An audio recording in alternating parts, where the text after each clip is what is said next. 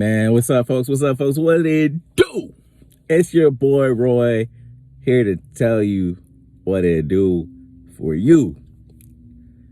And, the rest of us fellow Eagle fans. But yeah, with that being said, let's get into the nitty gritty and the really, really pretty, which is me. No, I'm kidding, which is the Eagles news I'm about to bring to you. Now, look.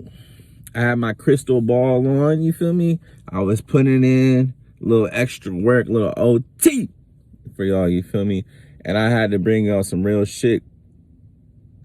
So the Eagles, I had to bring y'all some real shit today. So the Eagles, we got a game coming up against the Cowboys, also known as the Cowgirls for the real Eagles fans. We got it coming up. It is a huge game. It will decide our near future in regards to whether we will be NFC East champions or will we not be NFC East champions. Huge game. The Cowboys are second in our division, but we're not here to talk about that today. We will talk about that later. I'm not really worried about the Cowgirls, even though I hope the Eagles are really studying for them, right? So today we're going to talk about a multitude of things, but it's going to be centered around the trade deadline. It's going to be centered around how this new landscape is going to change in the NFL after the recent trades have happened. We're going to talk about the power rankings in a sense, and the two teams that I think are going to give the Eagles the most trouble this year in regards to getting back to the Super Bowl. But yeah, those teams are not named the Cowboys or the goddamn 49ers. I'm just giving you all a hint. We're going to talk about them today, but that's not who I'm talking about. So if you want to find out more, please like and subscribe, and also just listen to the rest of the video. All right, let's get into it. Yeah.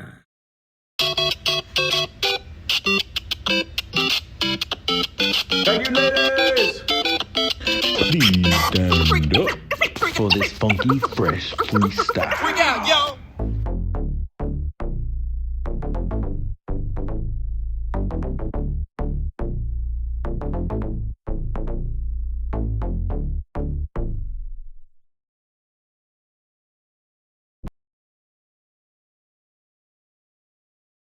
So boom, obviously we got the game against the Cowboys coming up. Like I said before, it's a huge game, but I'm not worried about the Cowboys. I'm not worried about the Cowgirls, as already stated, because for whatever ungodly reason, Jerry Jones, the man that has lived forever, believes that his team is fully stacked, fully loaded. They don't need any more pieces to combat it against the teams like the 49ers, the Eagles, the Seahawks, the Detroit Lions, to say the least. For whatever reason, Jerry Jones doesn't believe that his team needs more players, more pieces. So we're not going to talk about them because I am not worried about them. Now, with that being said, let's talk about the two teams that I am worried about and another team that has made a splash play, right? So one of the teams that I'm worried about is the Seahawks, right? The Seahawks right now are ranked sixth might have you, in the NFL in defense in general. Sixth in defense in general. They still have a difficult schedule, so they're not the top people on my list. But the Seahawks just got a piece that is huge. They just got Leonard Williams, who was a second piece that they needed in order to complete the D line. Their DT position is now stacked with the acquisition of Draymond Jones or D something, whatever. They got him from the Broncos last offseason. He's been playing out of his ass like I predicted, and it's a player that I wanted for the Eagles, but he went over there. I can't be mad. He's playing for a team that, give him playing time. He wasn't going to get that much playing time here with the Eagles, but that's beside the point. The team at the Seahawks have is stacked. They're sixth in the league in defense, right? They have 3 really talented receivers. They have 2 really talented running backs. And they have a great O-line. And they just got Leonard Williams for a 2nd and a 5th round pick in the 2024 NFL draft. And I'm going to tell y'all straight up, Leonard Williams is a huge fucking signing for that team because the Giants have wasted this man's career over there in New York. The New York Giants, the New York shitty head Giants have wasted that man's career. And Leonard Williams is going to be a force. Let me tell you, a force for the Seahawks. He is a traditional 3 tech with great lateral movement, quickness. And when Pete Carroll was asked about what he likes about Leonard Williams, he said everything. I'm not mad at you, bro, because I like everything about Leonard Williams, too. He's big, fast, strong, and ugly. When it comes to, playing against the run game, that is going to be a huge, huge move for the Seahawks, in my opinion, as long as he stays healthy, because they match up really well against the team. Like I said, they have 3 really great receivers over there. 3 really great receivers with Metcalf, Lockett, and now the boy that they just drafted in the first round, Jackson Smith-Njigba.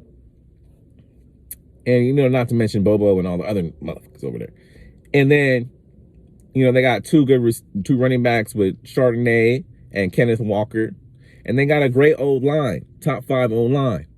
Matches up really, really well against us. The only way to really beat the Eagles is to run the ball and be able to control the clock. I believe that the Seahawks have the players, maybe not the quarterback to do it, but they definitely have the players to give us a run for our money. And in my opinion, they also have a great defense. You know what I'm saying? So with that being said, we got to talk about another team in the NFC. The 49ers also made a move. They went and got Chase Young, but I am not concerned about that team as much. But they do have to be mentioned because they went and got a formidable piece named Chase Young, who is going to be a problem. He's going to be a problem for us when we play against the 49ers later in the season. But because, I literally just saw Jordan Mailata not give up a single sack or pressure, I think it's not that huge of a deal. And I don't really like the old line over there at the 49ers, so they're not on my list like that. But we still got to be paying attention to them because that is a huge move. I really wanted that dude Chase, man. I can't remember his first name, but look, bro. How you could have gave him a 3rd round pick for this nigga. I know that the Commanders, the Redskins, the Washington losers over there probably didn't want to give it to him. Give it to us, but hey, that man is, I see something in him. I see something in him. And him paired with Joey Bosa over there, or Nick Bosa over there in the 49ers with the old Ohio State connection, it might be a problem. I'm going to say that straight up, but I'm not worried about the offense over there, so that's why the 49ers didn't make the list. The Seahawks are leading that division. I believe they will finish that division with the lead, or they'll finish the season leading that division, if that makes sense to you. All right, now let's get back to the news that is really more important, and this is the most important news. I believe the Detroit Lions are the team that the Eagles truthfully need to keep our eyes on. You know what I'm saying? So the Detroit Lions right now are 12th in defense. They're 12th in defense, but they're getting more healthy. They're getting more healthy, and they have the easiest schedule remaining, in my opinion, in the NFL. They're playing in a weak-ass division with the Bears, with the Vikings, who just lost Kirk Cousins, and the shitty-ass Green Bay Packers, who I'm losing money on. I'm just saying, I'm talking my shit. I put money on these bitches. The Green Bay Packers they're hurting my soul. I didn't think the Lions would be this good. I have to admit, CD Deuce, you got me, bro. I really didn't have faith. Especially when you went over there. I didn't have faith. But, bro, you was right. You said you thought that they was building some over there, and it looks like I got to give you your credit, CD Deuce. If you don't know who I'm talking about Chauncey Gardner-Johnson has changed his name to CD Deuce. You can look it up. My man is legally put in the paperwork to change his name to CD Deuce. I don't know why he would do that, but that's besides the point. The Lions are a team that we should pay attention to. The Lions right now are 5-2, 6-2, 12th ranked defense, but like I said, they're getting more healthy. Jameson Williams just came back recently 2 weeks ago. He's rounding into form. One of the fastest receivers in the league, 98 on Madden. You know what I'm saying? He's fast as hell. I think when they get him involved in the game more, in the passing game more, that team is going to be scary. Jared Goff went and got a receiver to help complete that team, but that team is very loaded in the offensive capability department. So they got 2 receivers over there, like I already mentioned, Jameson Williams, Amon-Ra St. Brown. And then they got 2 running backs, David Montgomery, Jamar Gibbs, and they got an O-line. They got an O-line just like the Seahawks have, a top 5 O-line just like the Eagles have. So with that being said, it's a team that also matches up very, very well against the Eagles. The biggest problem is that they have the biggest, I would say, lead in their division, and they have the best odds of making it first in the NFC and getting home field advantage over the Eagles. Now, you can't see the schedule. I'm not going to talk about the schedule. I don't have the schedule memorized in my head like that. But what I will tell you is that the Bears are in that division with the Detroit Lions. The Green Bay Packers are in the division with the Detroit Lions. And the Vikings are in the division with the Detroit Lions. The Bears and the Vikings still have to play the Lions 2 times. That's 4 easy wins just there. I only see the Detroit Lions losing 2 games maybe out of the games that they have left. You know what I'm saying? So with that being said, the Eagles have only lost 1 game. The Detroit Lions have only lost 2 games, which means if the Lions only lose 2 more games, right, that means the Eagles can only lose 2 more games so we can have that home field advantage. Y'all know what I'm saying? That means the Eagles can only lose 3 games, and our schedule is way more difficult than what the Detroit Lions is, right?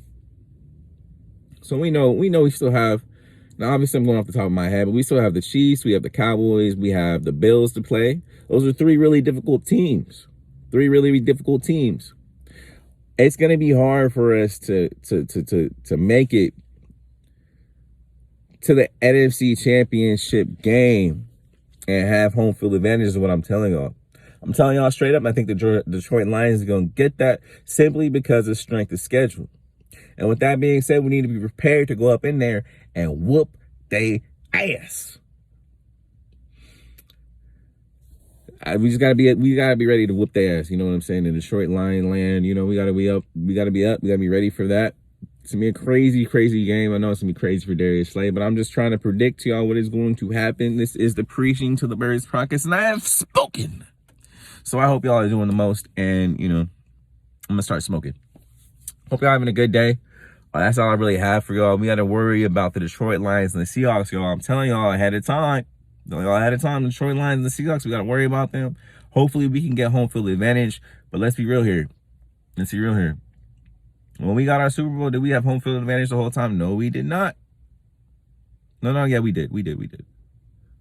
But it was still difficult, though. My point is, it was still difficult, though. Everything wasn't exactly the way we wanted it to be. There's the point I'm trying to make. You know what I mean? Nick Foles had to come in. Carson Wentz relieved. You know what I mean? We had a lot of injuries that year. We have a lot of injuries this year. Everything ain't going to be the way we want it to be. And we got to be ready for it. We got to be ready for the tough, the nitty, the gritty, and for it to not always be so pretty. With that being said, I hope y'all having a great day. I'm out to smoke up. Feel good. You know how we do it. I mean, honestly, you know, first couple of days kind of feeling, you know, myself out, but just kind of understanding, you know, there's a certain standard that we need to have as DBs, period. And I think that we didn't live up to that standard today, honestly. We won. It's great that we won. I'm happy that we won. But I just think as a whole, and that's something we're going to talk about this week, we have to practice harder. We have to meet better. We have to do all those things to make sure that we're giving ourselves a great chance to win games. Kevin, is someone coming in? I'm loving the accountability that I'm already seeing from Kevin Byard. This shit might go crazy. I can't wait to see this boy get a pick from them cowgirls, boy.